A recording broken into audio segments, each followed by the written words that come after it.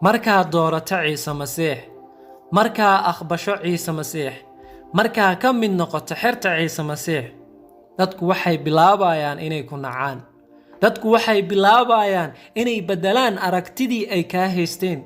dadku way kugu qoslayaan. dadku waxay kugu tilmaamayaan inaad waalan tahay.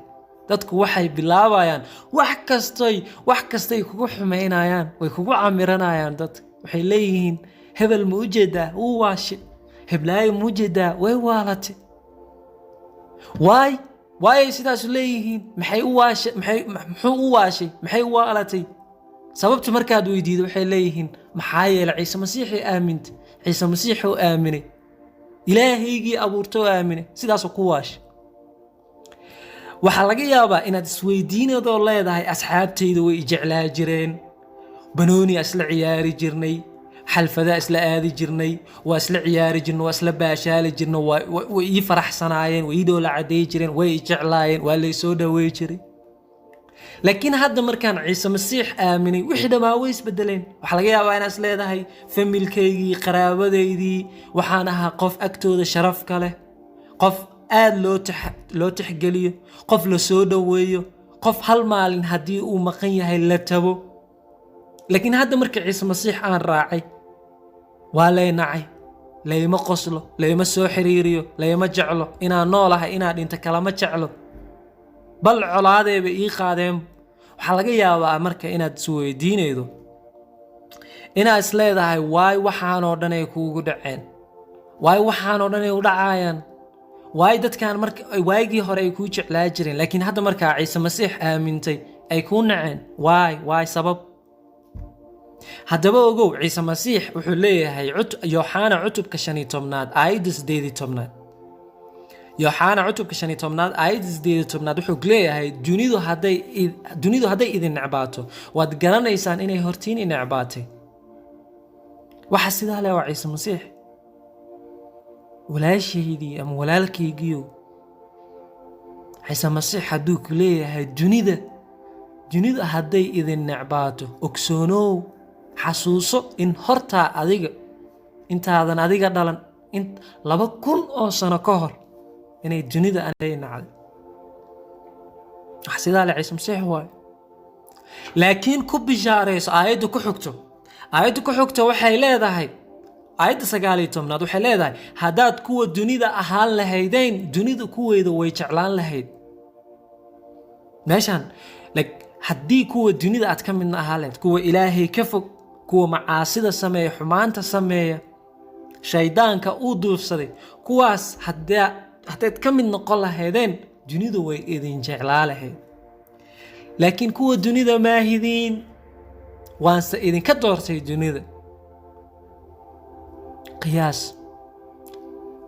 qiyaas ilaahaygii ku abuurtay adiga, ilaahaygii abuuray koonkan, ilaahayga sidaa tahay kaa dhigay. haddii si shaqsiyan intuu kuula hadluu ku yidhaahdo xaliimooy ama faaraxow, anigaa kaa doortay dunida, aniga ayaa kaa doortay dunida. sababtaasaysa ku jecleen dunida. maxaa ka qiimo badan in ilaahaygii ku abuurtay uu ku yidhaahdo anaa kaa doortay dunida? maxaa ka qiimo badan? ma wax loo dhigaa jira in ilaahay ku yidhaahdo anaa adiga ku doortay? qiyaas maanta madaxweynaha Soomaaliya maanta haddii inta gurigaaga kuu yimaado ama miiriyaha uu soo istaago uu yidhaahdo hebel anaa ku doortay, farxad meelaad iskala geydaad weynaydaa, waad ku faanaydaa. habeenkaas waxaa laga yaabaa inaad seexo weydo farxad darteeda.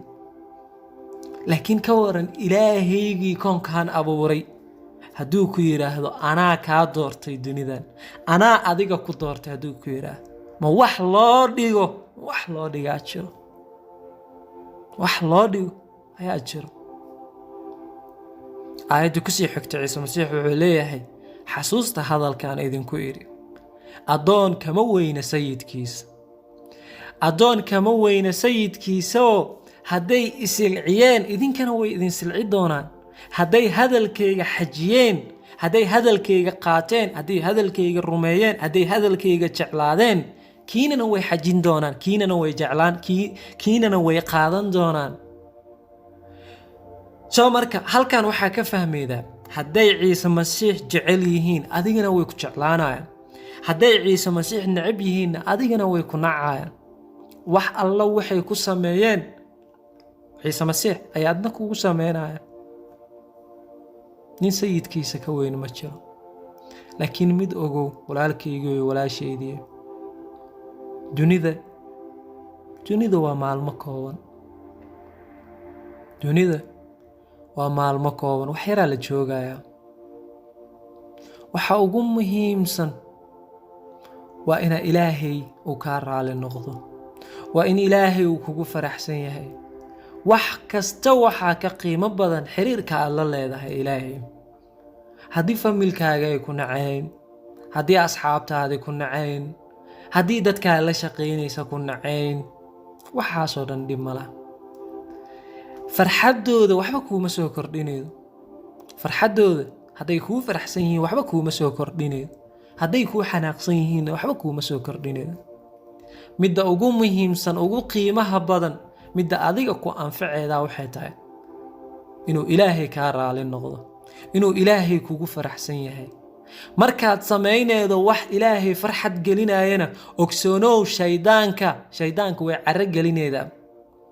mar alla markaad bilowdo tilaabo inaad u qaaddo xagga ilaahay, shaydaankana tilaabadiisa wuu kuu soo qaadayaa, si uu wax kastuu samaynayaa si uu u jaro xiriirka adiga ilaahay kaala dhexeeyo.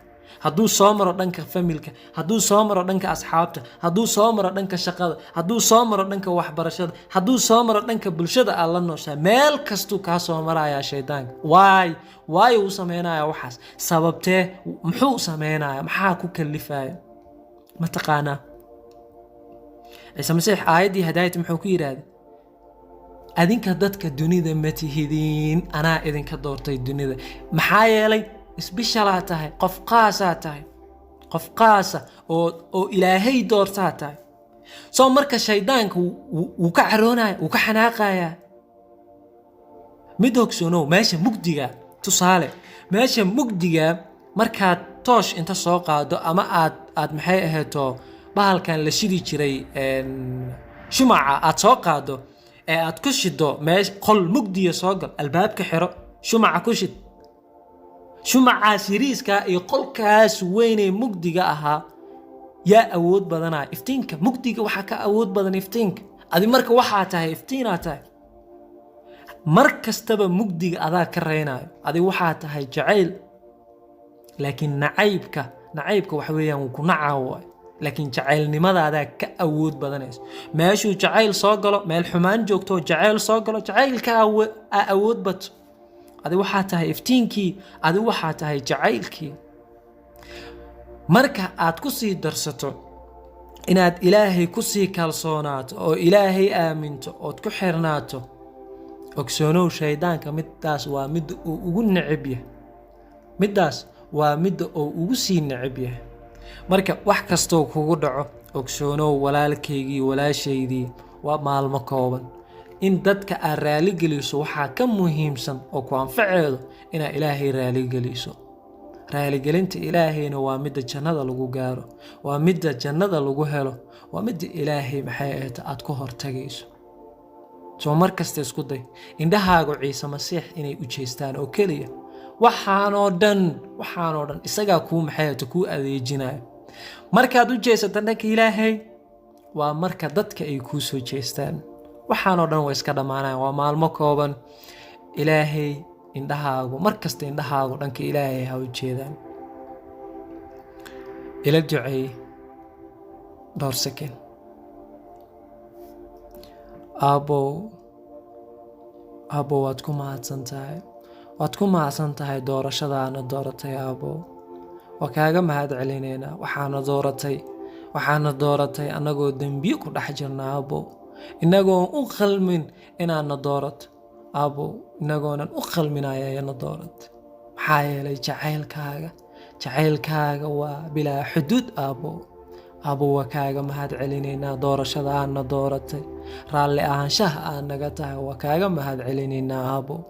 Aabow sidoo kale waxaa ku horkeenayaa qof kastee videogan daawanayo ee marxalad adag ku jira aabo marxalada adag oo ku jira ka saar aabo aabihii jeclaayo caruurtiisiyo aabo ka saar marxalada ay ku jirto ama uu ku jira aabo. waa ujeedaa dartaada waxaa loo gaarsiiyaa magacaaga awgiis dhibaato loo gaarsiiyaa aabo ka saar. waan ogahay inaad jeceshahay intaan jecelnahay in ka badan inaad jeceshahay aabo waa ognahay. aabo qalbiyadooda waxasili qalbiyadoodana waxasili oo marxaladda ay ku jiraanna ka saar. intaa waxaan kugu ducaysanaynaa magacaaga barakaysan, magacaaga magacyada ka sarreeya ciise masiix. aamiin.